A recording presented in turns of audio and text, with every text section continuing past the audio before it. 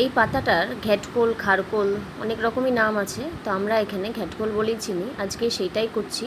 প্রথমে এই ডান্টিগুলোর ছালগুলো ছাড়িয়ে তারপরে একটু আলু কেটে এটাকে সেদ্ধ করে নেবো। পটলগুলোকে একটু চিড়ে নেবো। এরপর কিছুটা পেঁয়াজ, লঙ্কা, রসুন, লেবু আলাদা করে নিয়েছি এগুলো।